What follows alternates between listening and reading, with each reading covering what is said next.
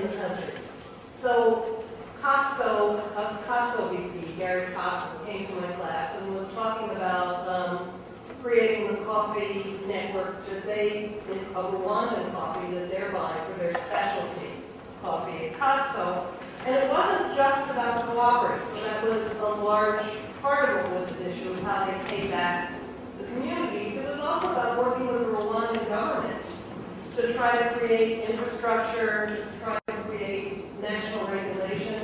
And what I've heard missing from this, so Dave brought it up in terms of the labor unions trying to create some pressure in that regard. I'm missing the political side of the political economy story in your two presentations. And I said, here's a little different because you're not actually big buyers. They're really consumers in a very different way than we individuals can do. So I'd love to hear you address a little bit. You know, what are these companies, and you're two of the, you know, you're one of the vets, right? Costco's a good guy, Starbucks is a good guy in these kinds of purchasing things. Certainly your organization is, Bruce. Have you thought about the politics, what goes on politically in these countries? Well, I haven't been Then we'll probably have to break to go do politics. Probably. So, briefly, I haven't been engaged at the table with many of the government officials, but I mean, there's many stories that I've seen in the press recently, of course you have as well. Something that always triggers me is going back about 12, 13 years. I've been at Starbucks over 17 years. I started as a barista and worked my way up. And I remember joining our coffee procurement division about 12 years ago and hearing a story about Howard Schultz, who is this CEO, was and is again. And Howard was visiting with the president of Guatemala at the time. The government was a bit different than it is today, but he was visiting, and we were much smaller 12 years ago, and he was trying to influence what is it that we can do when we're buying coffee, and we would really appreciate how do we work with you, and how can we make sure that the farmers are getting a decent wage. And he was basically told, pack up your things and get out of my office, how dare you have that conversation. And was quickly dismissed and asked to get out. That is a very different situation because now today, because of our brand and because we buy a majority of, not a majority, but a large percentage of our coffee comes from Guatemala, we're actually invited to the table to have discussions. And being able to ask, what is it that you bring to our country? What kinds of codes? So we've introduced cafe practices not only to people who are on the ground farming, but we've said these are the standards that we expect in how we're buying coffee, and that we want met. Labor standards, particularly around fair labor wages or slave labor, there are non-compliant standards. There's a reason, like Joe had said, we look at this as a continuous improvement model, not only for us, but for farmers. They're not compliant. It's like pass-fail. It's not a certification. It's a model of how do we work with someone today where they're at and improve the standard. Both for our standpoint, how do we transparently know what's going on? And so we have the standards, though, within the cafe practices guidelines, where there is a no way, we're not going to buy the coffee, comes when someone is meeting fair labor wages or being allowed to actually have a discussion and have the freedom of association, or if they're employing child or slave labor. Those are okay, sorry, we're actually not buying your coffee. That doesn't mean you can't fix those standards and then come back and we can try to work with you. But those are obviously government standards that we try to work through the matter of how we actually transact business. So it has changed. I mean, in some ways, being bigger has been able to be better for us to be able to be brought in and invited as a seat at the table. In other ways, it's also perceived that we're not doing enough, that we need to do more.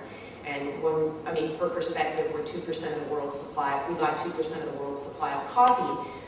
And the good news is we're influencing other companies like Folgers, Procter & Gamble, and Nestle to start developing standards or adopt the standards that we have to come to the table and have those discussions as well when they're buying 60% or more of the world's supply of coffee. So it's a give and take, I guess. I mean, it's good to be, and when you're smaller, there's a little convenience to it, which we remember, but there's also a lot of uphill battle trying to get yourself in the door. But we get invited places now because of our brand recognition, which is, we have to be thoughtful about how we do that. Are we always perfect? I don't think so. But we have to be more thoughtful, we're under more scrutiny to be so. In our industry, China is a big issue on a number of campuses, and Professor Freeman in his excellent lecture yesterday spoke about the new Chinese law that provides, at least as a matter of law, a better environment for freedom of association within China, and we'll see how that's enforced.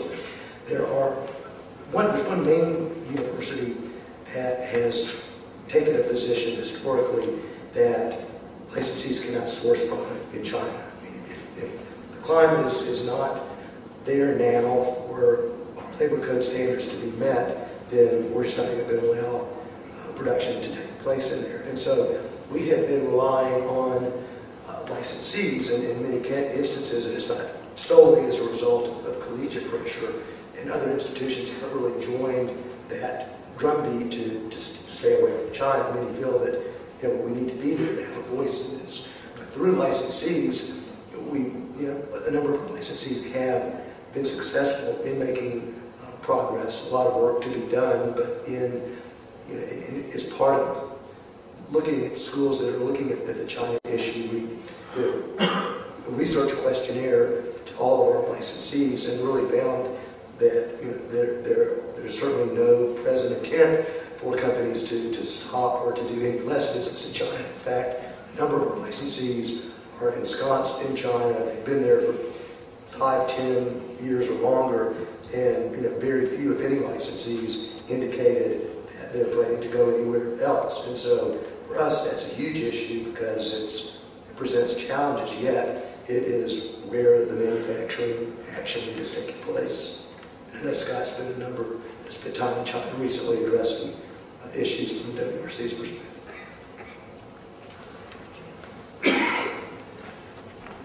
Question in the back. Yeah, a long time ago I was in Hawaii and I was at a coffee plantation. So why, if we can grow our own in the United States, why isn't that the most sustainable solution? And why doesn't that happen? Well, let's see. The amount of coffee available in the Hawaiian Islands is very small. So if the U.S. could easily consume that in about probably a day, what would be the production from Hawaii? So I'm going to guess that you're talking about that from the sustainable. It's a close source. It's a U.S. source. Is that what you mean? And from a transportation and logistics? Well, I'm a member of the AFL-CIO, and I'm always looking out for American workers in my twisted brain. Okay, right. So in terms of being able to develop or offer an ample supply for the demand that we're asked for, we have to look outside of just U.S. sources. The way coffee grows, it grows in a very finite band around the world between the tropics of Cancer and Capricorn. It's not like factories, for example, that can be moved at whim, or because they've been closed, they can move to a new site.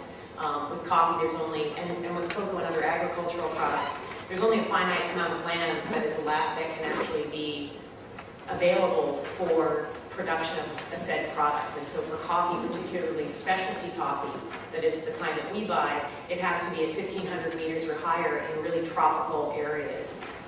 And then best quality is really produced under ideal conditions like shade canopies and good soil and nitrogen fixing. So those are the conditions we're looking for, and Hawaii alone doesn't deliver on that. But I understand your question about only working or trying to encourage farming for American farmers and being able to help them be profitable. We do buy Hawaiian coffee, the best quality we can find, but it's a very limited resource. Unfortunately, I'm going to have to cut this short here.